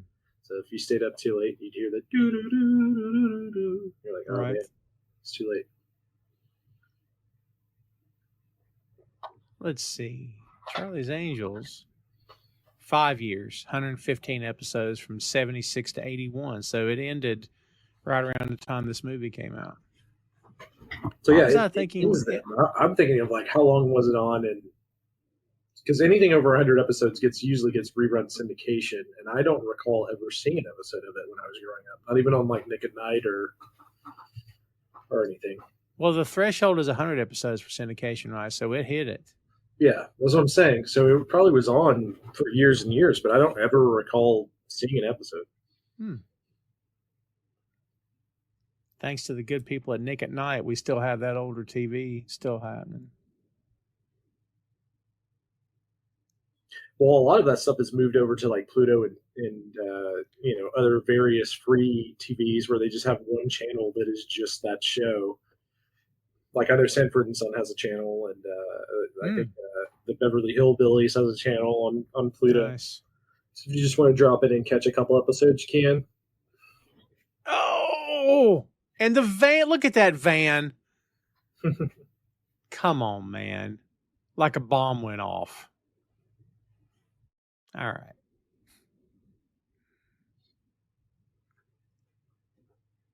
That's how cars explode. Well, apparently. I've seen it happen. It's happened to many times for it to not be real.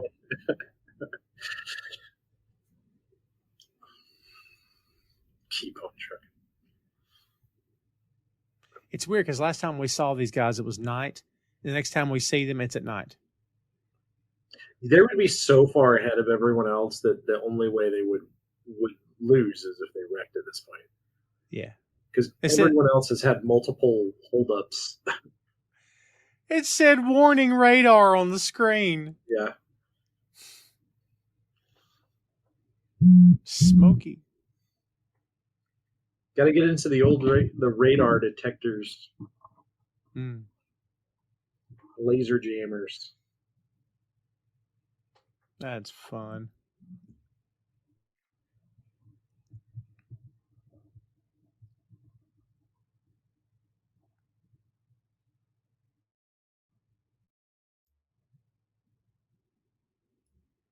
He just threw the phone out the window.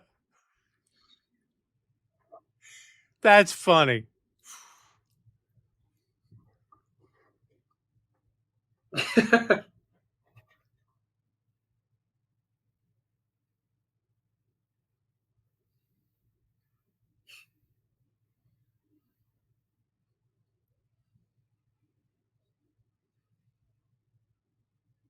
Notice how I didn't even comment this time?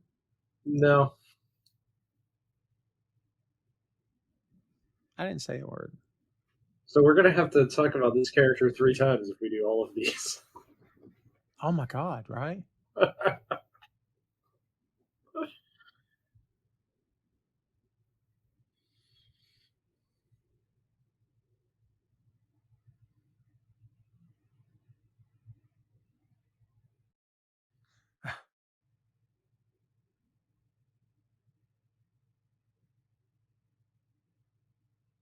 It's his alter ego he's been talking about this whole time. Captain Chaos.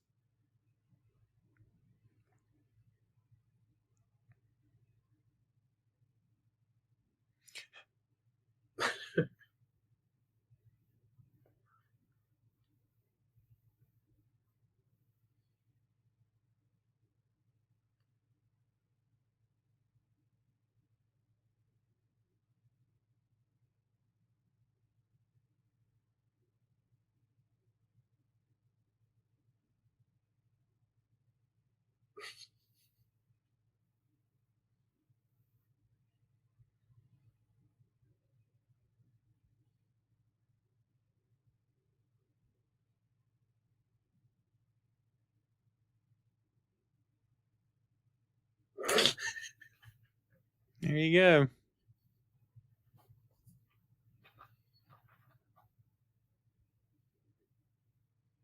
Mhm.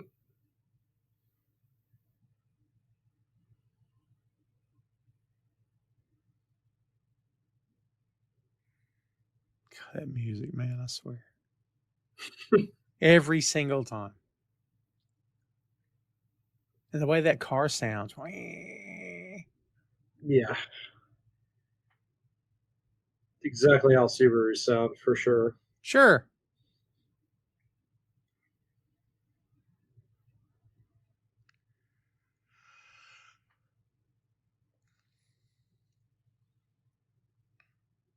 So his partner, Michael Hui, man, I hope I'm not getting that wrong. He's the eldest of the four brothers with Ricky, Sam, and Stanley, who are prominent figures in the Hong Kong entertainment industry, 70s and 80s. He is considered by many critics to be one of the foremost comedians of the Hong Kong film industry. He's still with us. He's 82. That's a long, productive life there. 82. No kidding. This I remember because they try again. Yeah.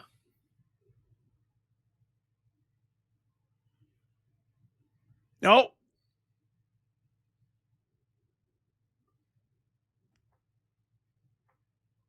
Didn't work this time. It's Valerie Perrine. Little cameo there.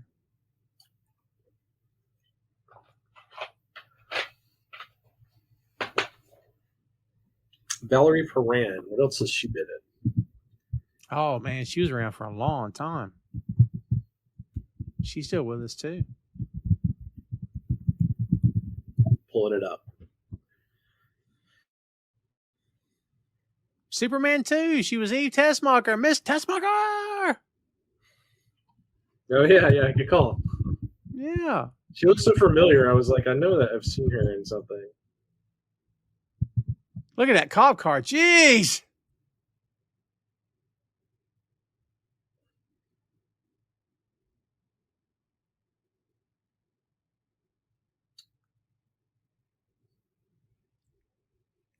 She was in the on-screen adaptation of the Slaughterhouse-5. as the Oh. kidnapped bride. Let's see.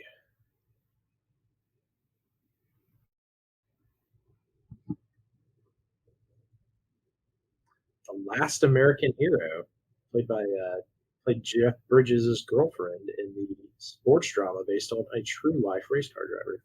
Nice. He's putting a videotape into that console. Yeah, really, the only thing I would have known her from is had to have been Superman 2.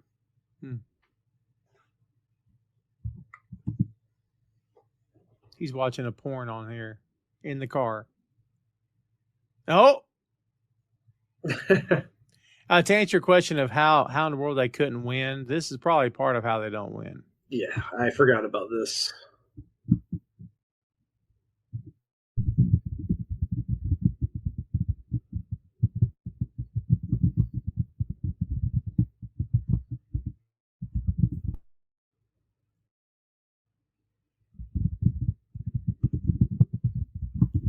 $120 miles an hour on the Rolls Royce.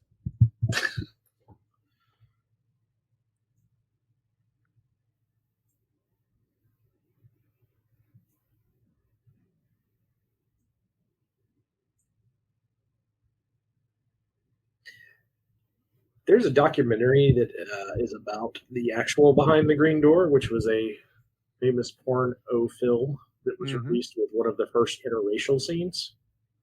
It's a pretty interesting watch. See, porn brings us together, kids. First interracial, come on. Star Trek and porn. Without it, where would we be today? You know? Starred Marilyn Chambers. Saying. A fantasy soft narrative about a woman taking to an elite erotic theater.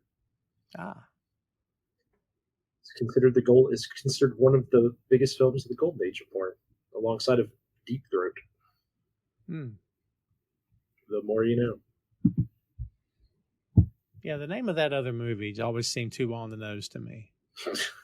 I'm just, of all the things to name it, you went with that, right? The details of the Behind the Green Door are really kind of crazy. Interesting. It's worth I'll try to find what the name of that documentary was. It's a clean documentary; anyone can watch it, but it is definitely about the golden age of porn. There was Batman and who was his partner? And Mad Dog. We just missed him. That dude's still doing a wheelie down the highway. I don't know why the fascination was showing us have this guy doing a wheelie the entire movie, but all right.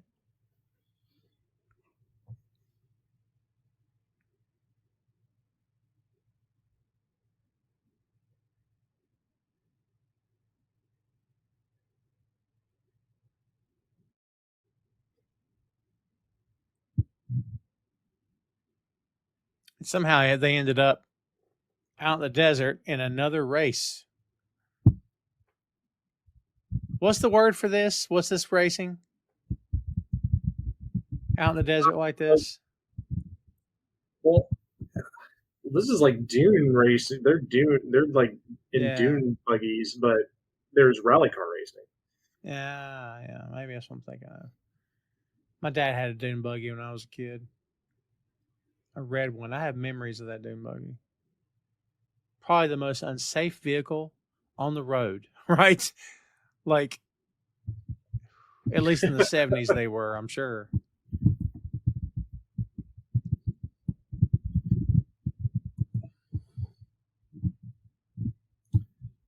Johnny Keys was the African American actor in Behind the Green Door. That's what I was trying to find. Look at that car up in the air with the greatest of ease. It's got a rocket on it. Well, there you go.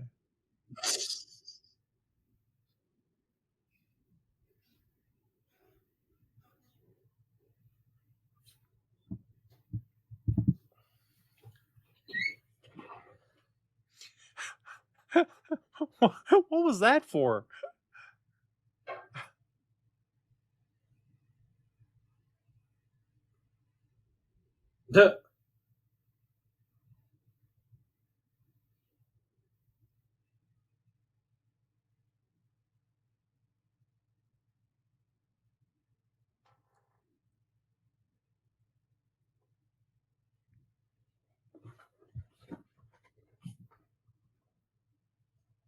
Chocolate monk.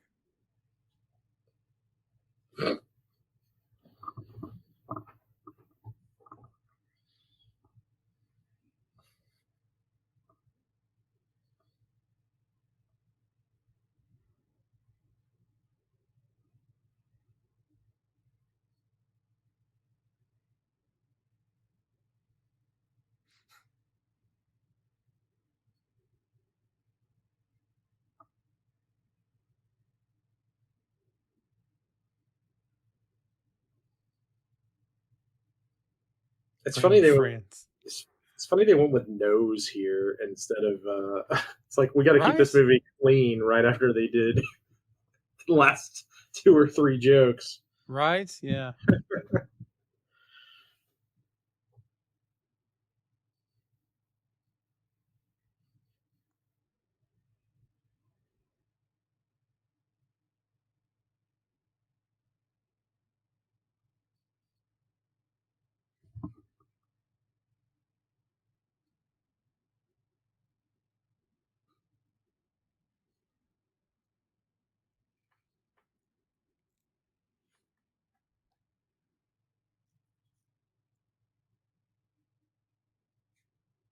Yeah.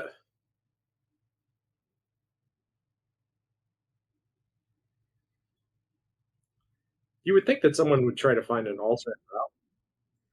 Of course. But no one seems to be thinking of that. Didn't the cop tell me to be about 5 minutes? Yeah, and I don't know how that would be. How's that achievable? There's a lot of dirt across that highway.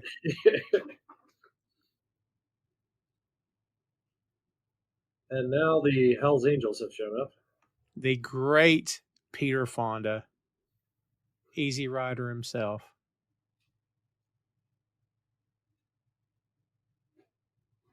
He's wearing the Stars and Stripes jacket from Easy Rider, man.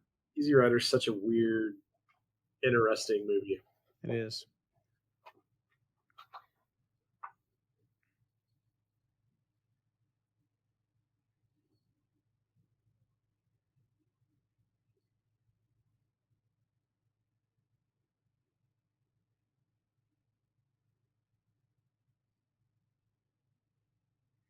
So apparently this bit was put in for Jackie Chan and others to have an excuse to show off their fighting skills. Makes sense. I mean, if you have Jackie Chan. Mm-hmm. It's not a bad time to highlight what you do. And Captain Chaos, of course.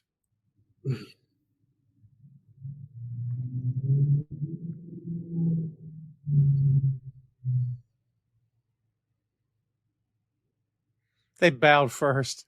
That's good.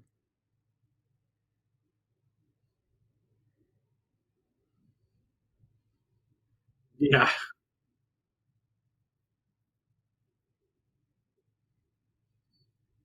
I'm Roger Moore. Who?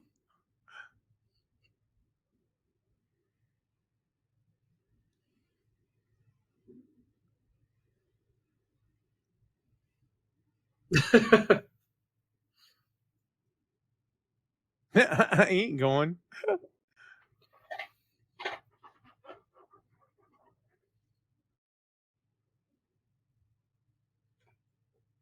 I won't comment on what we just saw because that was a little creepy. Yeah.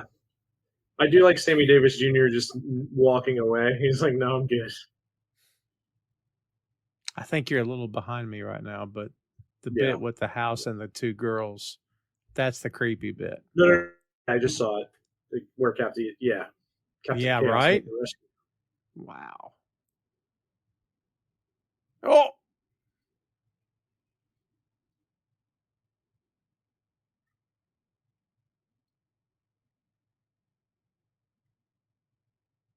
Why is he out there on the phone? How is he out there on the phone?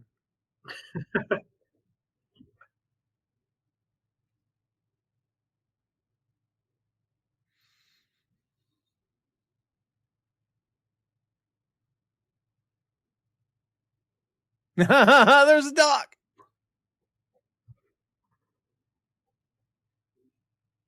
Oh.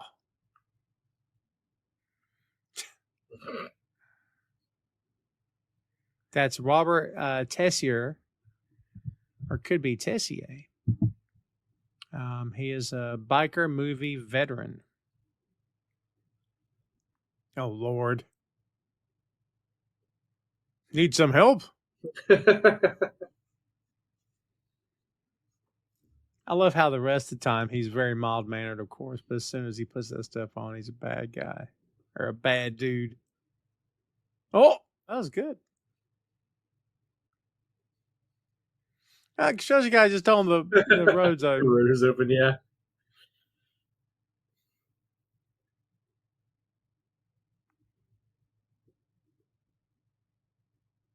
Like that line of car. Is this all the competitors? All of the competitors, yeah, that are left or I guess still in the race. It seemed like there were more at the beginning. Right? Not these are definitely all of our main characters for well, sure. There you go.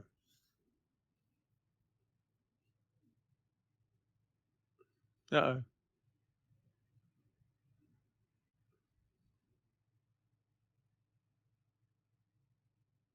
Oh! Boy, if he's kicking him, I'm the Queen of England, buddy. What It's are you fine. talking about? Looks good. It's fine. Close enough for rock and roll, brother. Oh, that's good.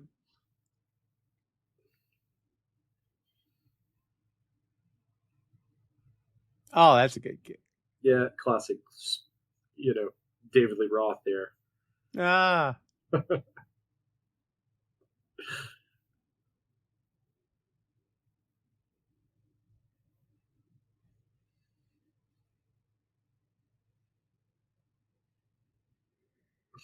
think he's got a dissociative personality disorder, does Victor. Yeah, yeah, for sure.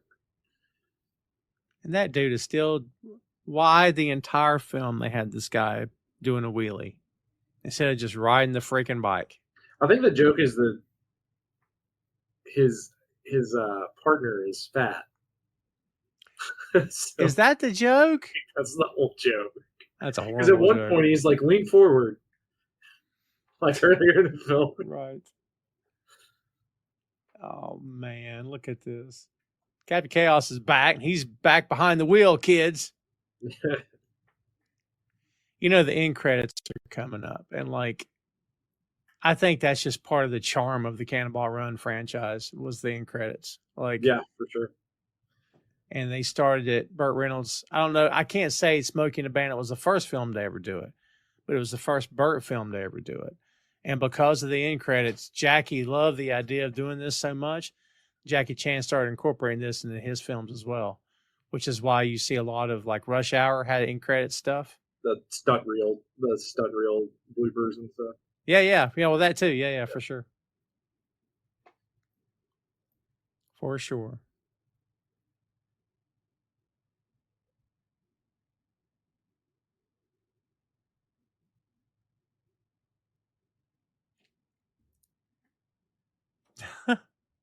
She's telling him, I've seen every single one of your movies. And then we see the priest back in the Ferrari.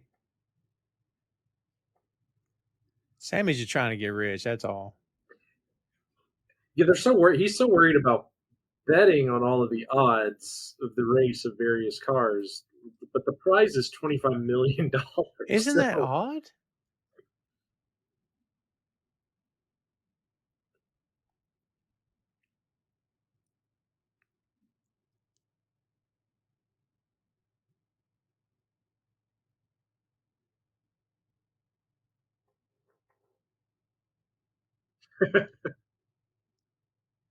Look, he's beating everyone.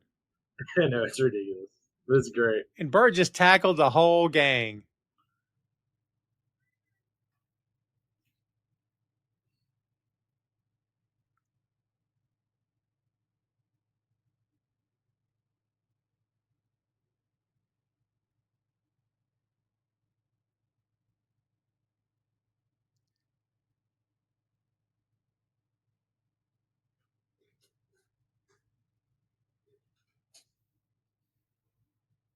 Oh, no. I remember this now. Yeah. The ladies won. Yeah, that's the grand. It's not actually a baby either.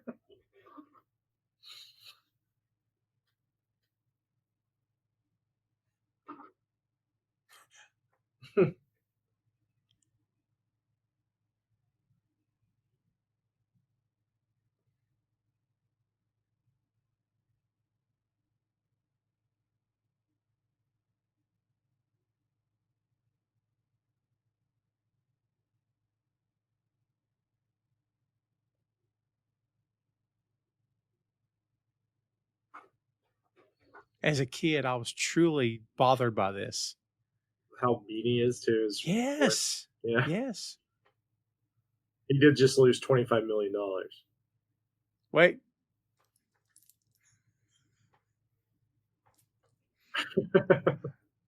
My God.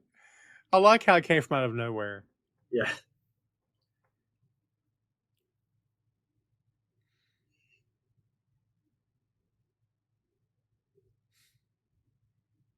It's great.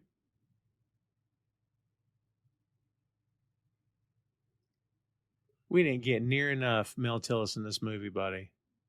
Not even close. Yeah, there wasn't a whole lot outside of the beginning, right? That was it.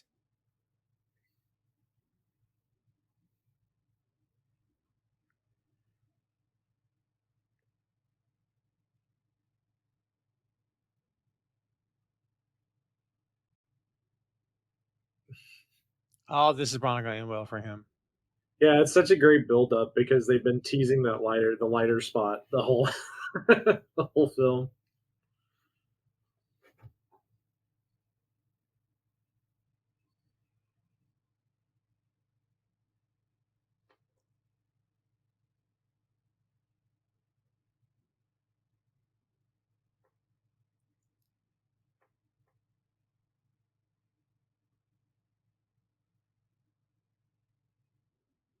Nope. Had a cartoon sound effect with it. Yeah. And Burt Reynolds, too upset about losing, honestly. I was just going to say, in Burt Reynolds' universe, it's fine. I still look like this. I'm still easy and carefree. We're all good.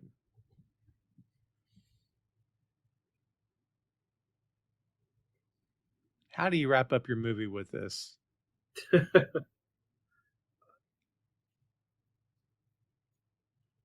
got to have a dream to make a dream come true, Tom.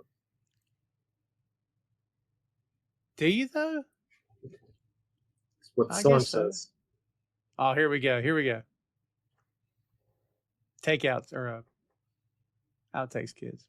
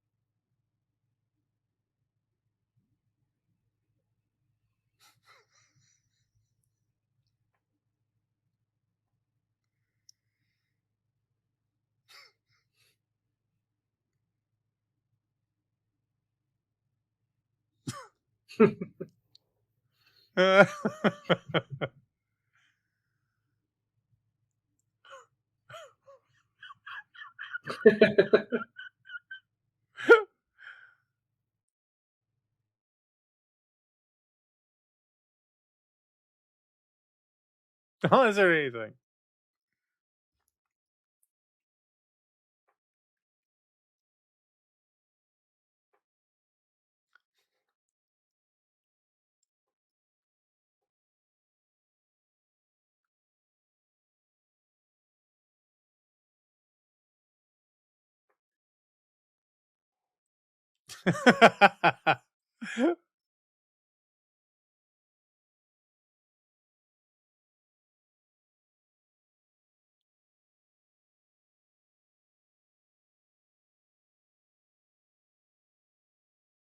Oh, Lord.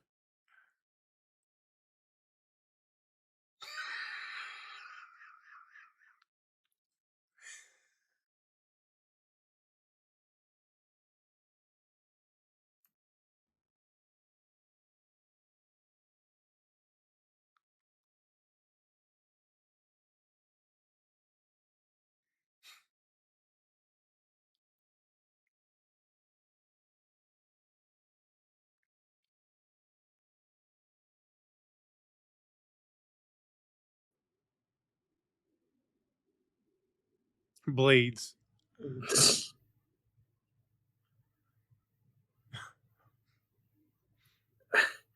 God.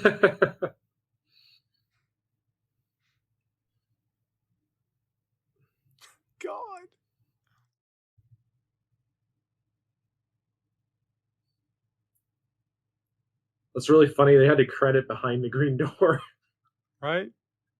at the very end of the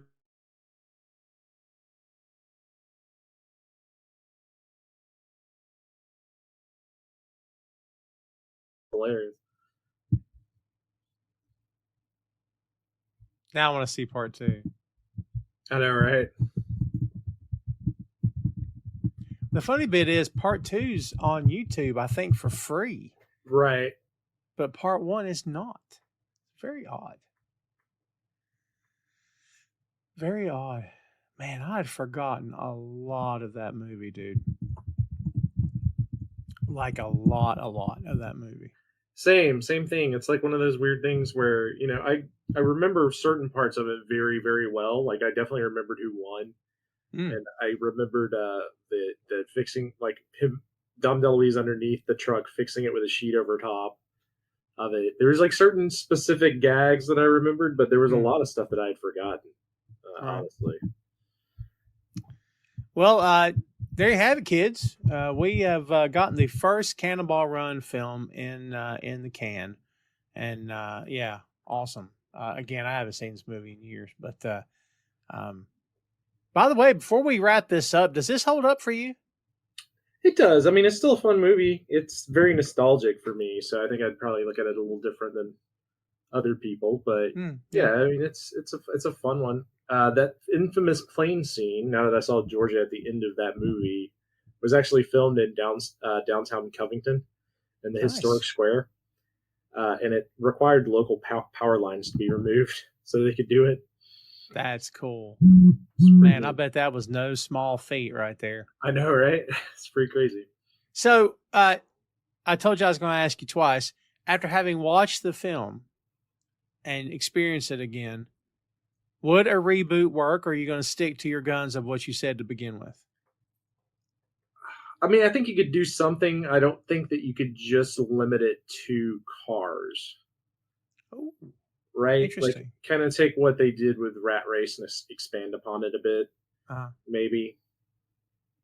But yeah, I mean, you could definitely do like a crazy. What was the? I'm trying to think of the other movie that's kind of.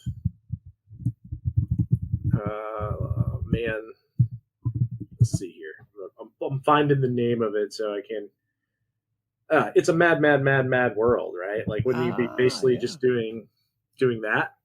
You know, like a crazy race of some sort. I think that still works with the right cast. It could be a lot of fun. Mm-hmm. But I don't know that you could just straight say we're going to do a Cannonball Run movie. I would be curious to know, and I don't know if I have any notes on this at all, but how if the rights are tied up or whatever. Yeah, there's so Warner Brothers acquired the rights to the Cannonball Run franchise, and in 2016 set Ethan Coen to write and direct a remake as Cannonball. Andre Morgan and Alan Gassman were hired as producers. Doug Liman was in early talks to direct the film from a script by Thomas Lennon. Thomas Lennon is awesome. And Robert Ben Garant in June 2018. But that's where it stops. We did not mention this. It's kind of I don't want to say buzzkill because I don't want to make light of it. But on June 25th, 1980, 24-year-old German-American stuntwoman Heidi von Beltz, former championship skier, stuntwoman, and aspiring actress, was critically injured in a car crash during the production of the film. The original stunt person had left the production to attend an emergency family illness, and the stunt coordinator, Bobby Bass, called his then-fiancée, Von Beltz, to the set for a stunt that they said was to be a piece of cake. The car was to be driven by stuntman Jimmy Nickerson, required him to weave between oncoming vehicles. Von Beltz was asked to ride in the passenger seat operating a smoke machine, giving the impression the car was on fire. The car, an Aston Martin, this was the bit with Roger Moore, and the car looked like it was on fire, had mechanical problems, including defective steering, clutch, and speedometer. It also had bald tires and no seat belts. Why are you making the film with all this? Like, crazy. That's crazy. Yeah, like I don't think I've ever heard that before. That's definitely the scene where they're using the smoke and oil in the DB5. Yep. The accident. Car. The accident left her quadriplegic. Isn't that crazy? Wow. Yeah. No, I never knew that. I never heard about that. Yeah. Wow. She was eventually awarded $7 million, although I'm sure they fought her, which is ridiculous. And she ended up with $3.2 million. Much of the settlement went to her attorneys and to paying off medical bills. That's crazy. Right. Yeah. That's insane. Yeah, she passed at 59 in 2015. You figure there would be more people, like, because stunts gone wrong kind of come up a lot, right? Like we famously talked about The Crow on here, right? Yep. Where there's a big conversation, but like I don't ever remember hearing anything about this one. Same. It was news to me. Yeah. Well, again, wasn't trying to end on a sour note, but one of those weird facts I thought I would throw in there. Actually, I was just looking through notes and saw it. But well, kids, there's the Cannonball Run, and we'll probably hit another watch along maybe of the Cannonball Run sequel. Part 3 we may just leave alone. I don't think I've ever seen it, so I'm gonna at least watch it on my own, because it's having John Candy there is intriguing enough to make me want to see it. That's fair. I love Candy, but yeah, we'll see. Well, before we take it home here, Chris, let's get your last word on the Cannonball Run. Still really enjoyed it. I thought it was a real fun watch. I love these like hour and 30-minute quick watches from my childhood. Like it's just enough, a little bit of nostalgia. It's I don't know. If you've never seen it, definitely worth a watch. Hopefully you watched it during this. If not, it's kind of weird to listen to a watch along without watching along or having known the movie. But yeah, I don't know. It's a lot of fun. Burt Reynolds and Dom DeLuise are very, very, very entertaining together. Same with Dean Martin and Sammy Davis Jr. Those are probably the highlights of the film for sure. I agree totally. Yeah, it's a classic, kids. I think it holds up pretty well. I mean, there's some, again, hearing the Oriental music is weird every single time the guys were on screen, but not excusing any of that. Just saying, very much a 1981 film, but I think it holds up pretty well. It's definitely, as Chris said, if you for some reason you hadn't watched this, or if you're stumbling upon this on the YouTube and you're catching us at the end, go back and watch this movie, and you feel free to hit the commentary with us on the second go around and get our reactions in real time. Well, kids, there you have it. There is our review and our film watch along / audio commentary of The Cannonball Run. Stay tuned for a lot more. Part 2 coming your way at some point. Yeah. And thanks for following, liking, and subscribing on the Boink Studios YouTube. And that's all we got for you, kids. We'll come back with a lot more real soon. But in the meantime, that is The Cannonball Run. Hey, thanks for listening to the show. Check out our social media on Twitter, Facebook, and Instagram at 6M Podcast. We'll see you next time.